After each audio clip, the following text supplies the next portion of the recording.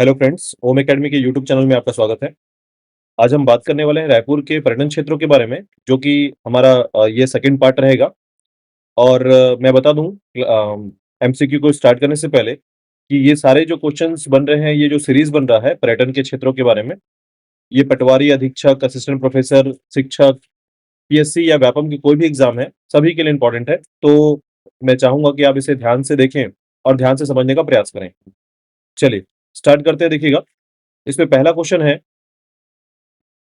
कथन एक है, सिहावा क्षेत्र ऋषि मुनियों की तपोस्थली रहा है और यहाँ श्रृंगी ऋषि और लोमस ऋषि जैसे कई ऋषि मुनियों का वास रहा है। कथन दो है, कड़ेश्वर महादेव मंदिर धमतरी जिले में सिहावा के पास महानदी के पश्चिमी तट पर स्थित है। इसमें हमें असत्य कथन बताना है। तो ध्यान दीजिएगा कि यह जो कथन है, दोनों के अंतर्गत अगर आप देखेंगे इन कथनों के अंतर्गत, तो धमतरी जो है, इसे ऋषि मुनियों की तपोस्थली कहा जाता है। यानी धमतरी को ही हम ऋषि मुनियों का क्षेत्र कहते हैं। इसका मुख्य कारण है कि यहाँ कई ऋषि मुनियों का निवास रहा है। ठीक है? तो सिहावा क्षेत्र ऋषि मुनियों का तपोस्थली रहा है और यहाँ श्रृंगी ऋषि और लोमस ऋषि जैसे ऋषि का स्थान रहा है। ठीक है? और वही कड़ेश्वर महादेव मंदिर जो है धमतरी जिले के सिहावा के पास महानदी के पश्चिमी तट पर स्थित है। तो इसमें जो है सही आंसर होगा ऑप्शन द, उपरोक्त में से कोई नहीं, क्योंकि इसमें सभी कथन जो है वो सही है। ठीक है? चलिए नेक्स्ट क्वेश्चन देखिएगा। सिरपुर स्थित लक्ष्मण मंदिर के संबंध में सत्य कथन है। ठीक है? तो इसमें कथन है, देखिएगा। पहला कथन है, रानी वसटा ने अपने पति सोमवंशी राजा हर्षगुप्त की याद में इस मंदिर का निर्माण करवाया था। यह मंदिर नागर शैली में बनाया गया। यह मंदिर भगवान विष्णु को समर्पित है, लेकिन गर्भगृह में शेषनाग पर विराजमान भगवान विष्णु के साथ लक्ष्मण जी की प्रतिमा भी स्थित है। इससे इनका नाम लक्ष्मण मंदिर पड़ा है। ठीक है? तो मैं आपको बता दूं, आपको दो मंदिर याद रखना है, एक लक्ष्मण मंदिर और दूसरा लक्ष्मणेश्वर मंदिर। ठीक है? लक्ष्मण लक्ष्मण मंदिर का निर्माण जो है पांडुवंशी या सोमवंशी राजा हर्षगुप्त की पत्नी, ठीक है, वाशाटा के द्वारा जो है इसका निर्माण प्रारंभ किया गया और इसे पूर्ण कराया गया था महाश्रीगुप्त बालार्जुन के द्वारा। ठीक है? उनके पुत्र महाश्रीगुप्त बालार्जुन के द्वारा जो है लगभग ये जो मंदिर लक्ष्मण मंदिर जो बनाया गया है, याद रखिएगा, ये मंदिर 595 से लेकर 625 ईस्वी के आसपास जो है बना है, इसके बीच में बना है। ठीक है? तो आपको ये बात ध्यान रखनी है कि ये मंदिर जो है लक्ष्मण मंदिर, जहाँ गर्भगृह में जो है भगवान विष्णु स्थित है और साथ ही साथ जो है लक्ष्मण जी की प्रतिमा भी जो है यहाँ पर स्थित है। ठीक है? तो ये ध्यान रखना है आपको कि ये लक्ष्मण मंदिर है जो कि सिरपुर में स्थित है, और लक्ष्मणेश्वर मंदिर जो है ये खरौद में स्थित है, जिसका निर्माण जो है ईशान देव के द्वारा कराया गया था। ठीक है? तो ये दोनों बातें आपको ध्यान रखना है। इसके अलावा देखिएगा, यह मंदिर जो है सिरपुर में स्थित लक्ष्मण मंदिर जो है, ये नागर शैली में बनाया गया मंदिर है। साथ ही साथ याद रखिएगा इस मंदिर के बारे में, यह मंदिर जो है लाल ईंटों से बना हुआ मंदिर है। ठीक है? द ऑप्शन जो है सही होगा, सभी सही हैं। ठीक है? चलिए नेक्स्ट क्वेश्चन देखिएगा। सिरपुर प्रसिद्ध है। यह 5वीं से 8वीं शताब्दी के बीच दक्षिण कौशल की राजधानी रही है। धार्मिक केंद्र जहां हिंदू, बौद्ध, जैन के अनुयायी एक साथ रहते थे। प्रसिद्ध चीनी यात्री वेन की यात्रा जो इसके महत्व को दर्शाता है। ठीक है? तो ध्यान रखिएगा, सिरपुर जो क्षेत्र है, यह छत्तीसगढ़ की प्राचीन राजधानी के तौर पर जाना जाता है, दक्षिण कौशल की राजधानी के तौर पर जाना जाता है, जो कि आप देखेंगे कि कई बार ऐसा ऐतिहासिक जो पृष्ठभूमि रहा है छत्तीसगढ़ का, उसमें सिरपुर जो है पहले सरबपुरी वंश की राजधानी के तौर पर, ठीक है, पांडु वंश की राजधानी के तौर पर, तो आपको ऐसे कई राजवंश मिलेंगे जिनकी राजधानी के तौर पर जो है सिरपुर को जाना जाता है। साथ ही साथ अगर हम पांडु वंश के समय को देखें, तो इस समय जो है कई बौद्ध विहार, जैन विहार या हिंदू प्रतिमाएं जो है इस क्षेत्र में पुरातात्विक क्षेत्र के तौर पर जो है ये प्राप्त हुआ है। तो ये धार्मिक केंद्र के तौर पर भी जाना जा सकता है कि सिरपुर जो है एक समय में इतिहास में धार्मिक केंद्र रहा है, जहां पर अलग अलग धर्मों के लोग, हिंदू, बौद्ध और जैन धर्म के अनुयायी जो है एक साथ रहते थे। साथ ही साथ याद रखिएगा कि यह जो पांडु वंश का जो समय रहा है, ठीक है, खासकर श्रीगुप्त महाश्रीगुप्त बालार्जुन के समय में, ठीक है, इसी समय जो है चीनी यात्री वेनसांग जो है ये सिरपुर के क्षेत्र में यात्रा करते हैं और इनके संबंध में, ठीक है, लगभग 639 ईस्वी के समय इनका यात्रा दौर रहा है, ठीक है, सिरपुर के क्षेत्र में। और इन्होंने जो है अपनी डायरी में या फिर ट्रैवल लॉग्स में जो है इन्होंने छत्तीसगढ़ के और सिरपुर के बारे में जो है कई बातें मेंशन किया है। ठीक है? तो उपरोक्त सभी सही होंगे सिरपुर के संबंध में। ठीक है? ऑप्शन द सही होगा। चलिए नेक्स्ट क्वेश्चन देखिएगा। गिरवतपुरी के संबंध में निम्न कथनों पर विचार कीजिए। छत्तीसगढ़ के सतनामी पंथ के संस्थापक गुरु घासीदास का जन्म स्थान है। यह स्थान महानदी और जोंक नदी के संगम में स्थित है। ठीक है? तो आपको ये बात याद रखनी है कि छत्तीसगढ़ का गिरौदपुरी जो क्षेत्र है, बलौदाबाजार का क्षेत्र ये, ठीक है? आपको ध्यान होगा कि बलौदाबाजार को जो है, इसका नाम गुरु घासीदास धाम के नाम से जाना जाने वाला यह जिला, इसी के अंतर्गत आता है आपका गिरौदपुरी, ठीक है? तो ध्यान रखिएगा कि छत्तीसगढ़ के गिरौदपुरी में सतनामी पंथ, ठीक है, संस्थापक गुरु घासीदास का जन्म हुआ था, ठीक है? साथ ही साथ याद रखिएगा कि यह स्थान जो है, महानदी और जोंक नदी के संगम पर स्थित है, ठीक है? तो 1 और 2 दोनों सही होंगे, याद रखिएगा, ठीक है? चलिए नेक्स्ट क्वेश्चन देखिएगा। क्वेश्चन नंबर 5वां है, कथन 1 कबीरपंथ मेला दामाखेड़ा में माघ पूर्णिमा को आयोजित किया होता है। गिरधपुरी का मेला फाल्गुन पंचमी को आयोजित होता है, ठीक है? देखिएगा इसके अंतर्गत जो है, कूट में दिया गया है क्वेश्चन, और याद रखिएगा कूट के अंतर्गत जो है 1 और 2 सही, केवल 1 सही, केवल 2 सही, उपरोक्त में से कोई नहीं, ठीक है? तो एक बात ध्यान रखिएगा, इसके अंतर्गत जो क्वेश्चन है, कबीर पंथ का मेला जो है वो दामाखेड़ा के क्षेत्र में माघ पूर्णिमा को आयोजित होता है, ठीक है? और वही गिरौदपुरी का मेला जो है फाल्गुन पंचमी को जो है आयोजित किया जाता है, यानी 1 और 2 सही होंगे। चलिए नेक्स्ट क्वेश्चन देखिएगा। कथन 1 है, सोमनाथ महानदी और खारून नदियों का संगम क्षेत्र है, ठीक है? यह संगम पर स्थित है, और नारायणपुर बलौदाबाजार क्षेत्र महानदी के तट पर स्थित विष्णु मंदिर और आदित्य को समर्पित मंदिर है, ठीक है? एक बात आपको ध्यान रखना होगा, सोमनाथ जो क्षेत्र है, ठीक है? यहाँ शंकर जी का एक मंदिर है, और ध्यान रखिएगा इस क्षेत्र में जो है आपको शिवनाथ और खारून नदी जो है, इसका संगम क्षेत्र है, ठीक है? यानी कि शिवनाथ नदी जो है, शिवनाथ नदी में खारून नदी आकर मिलती है। और वही कथन 2 की बात करें तो नारायणपुर क्षेत्र में जो है, आपका बलौदाबाजार क्षेत्र में महानदी के तट पर स्थित जो है विष्णु मंदिर और आदित्य को समर्पित मंदिर स्थित है। इसमें सही आंसर होगा आपका केवल 2 सही, ठीक है? चलिए नेक्स्ट क्वेश्चन देखिएगा। निम्न कथनों पर विचार कीजिए। तिलासीबेड़ा बल्लारी तहसील के अंतर्गत सतनाम पंथ से संबंधित स्थल है। तुरतुरिया लव कुश की जन्मस्थली है। जैतखम की ऊंचाई 70 मीटर है, ठीक है? तो ध्यान रखिएगा, इसके अंतर्गत आपको असत्य कथन बताना है, तो ध्यान रखिएगा तिलासीबेड़ा जो है, पल्लारी क्षेत्र में, पल्लारी तहसील के अंतर्गत जो है, सतनाम से संबंधित या सतनाम पंथ से संबंधित स्थल है, ठीक है? उसी प्रकार तुरतुरिया आश्रम या तुरतुरिया क्षेत्र में जो है लव और कुश का जन्म स्थल है। हाँ, लेकिन एक बात ध्यान रखिएगा, जैतखाम की जो ऊँचाई है, वो 77 मीटर है, ध्यान रखिएगा। यानी इसमें असत्य कथनों में केवल 3 जो है गलत होगा, यानी ऑप्शन सही है। चलिए, नेक्स्ट क्वेश्चन देखिएगा, गरियाबंद जिले के अंतर्गत पर्यटन स्थल हैं, ध्यान रखिएगा। पहला ऑप्शन है घटारानी जतमई, सीकासार जलाशय, राजीव लोचन मंदिर। दूसरा ऑप्शन है राजीव लोचन मंदिर, महामाया मंदिर, खिलारी मंदिर। तीसरा ऑप्शन है घटारानी, जतमई, राजीव लोचन मंदिर, रतनपुर का किला। चौथा ऑप्शन है राजीव लोचन मंदिर, सोमेश्वर महादेव मंदिर और अंगार मोती, ठीक है? तो याद रखिएगा इसके अंतर्गत जो है गरियाबंद क्षेत्र में या गरियाबंद जिले में जो है आपको घटारानी जतमई क्षेत्र मिलेगा। सीकासार जलाशय है यहाँ पर, ठीक है? पैरी नदी पर बनाया गया, और साथ ही साथ याद रखिएगा राजिम क्षेत्र में राजीव लोचन मंदिर स्थित है। तो ये 3 पर्यटन स्थल जो है ऑप्शन अ जो है सही होगा। चलिए नेक्स्ट क्वेश्चन देखिएगा। सुमेलित युग्म है, भंडारीपुर गुरु घासीदास जी को निर्माण प्राप्ति हुई थी। सोना खान वीरनारायण सिंह की कर्मभूमि है। तो इसमें सही आंसर होगा भंडारीपुरी जो क्षेत्र है आपका गुरु घासीदास का निर्माण प्राप्ति क्षेत्र कहलाता है, और साथ ही साथ जो है सोना खान जो क्षेत्र है, ये वीरनारायण सिंह का जो है कर्म भूमि है ना?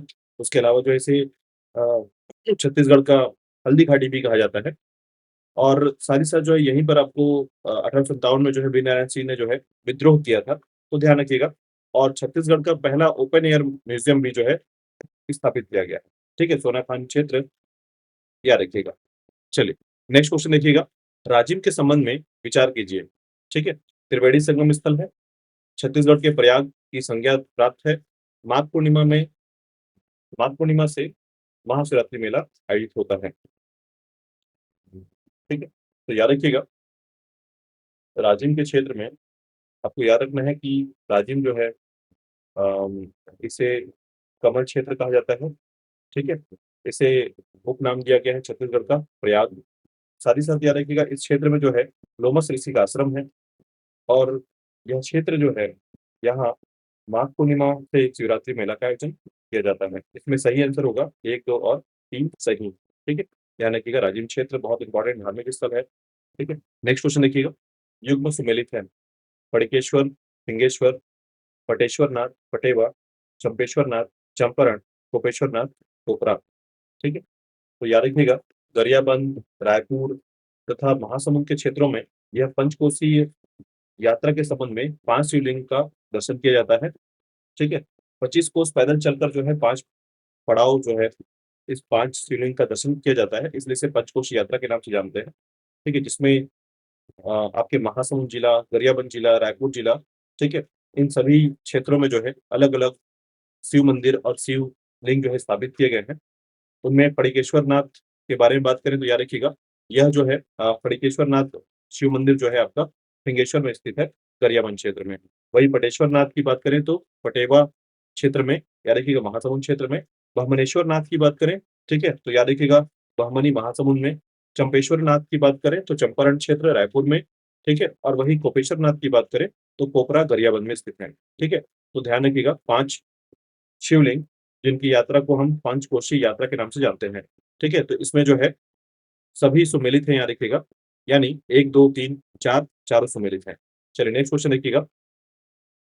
पंचकोशी यात्रा का केंद्र है। ठीक है? तो ध्यान रखिएगा, मैंने अभी आपको बताया कि कौन-कौन से 5 शिवलिंग की यात्रा की जाती है। ठीक है? आपको ध्यान रखना है कि इसके मध्य में जो है राजिम का कुलेश्वर महादेव मंदिर, ठीक है? याद रखिएगा राजिम का कुलेश्वर महादेव मंदिर जो है, इस पंचकोशी का केंद्र है। ठीक है? तो ध्यान रखिएगा पंचकोशी का केंद्र जो है आपका कुलेश्वर महादेव मंदिर है। चलिए नेक्स्ट क्वेश्चन देखिएगा। राजीव लोचन मंदिर के संबंध में असत्य कथन है। 5वीं शताब्दी में निर्मित मंदिर है। निर्माणकर्ता नलवंशी शासक विलासतुंग और जीर्णोद्धार जो है कलचुरी शासक के सेनापति जगतपाल द्वारा कराया गया है। पंचायतन शैली में निर्मित भगवान राम को समर्पित मंदिर है।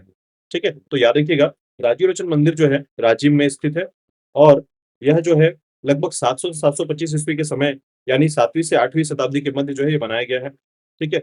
इसका निर्माण नलवंशी शासक विलासतुंग के द्वारा और इसका जीर्णोद्धार जो है कलचुरी शासक पृथ्वीदेव द्वितीय के सेनापति जगतपाल के द्वारा कराया गया है।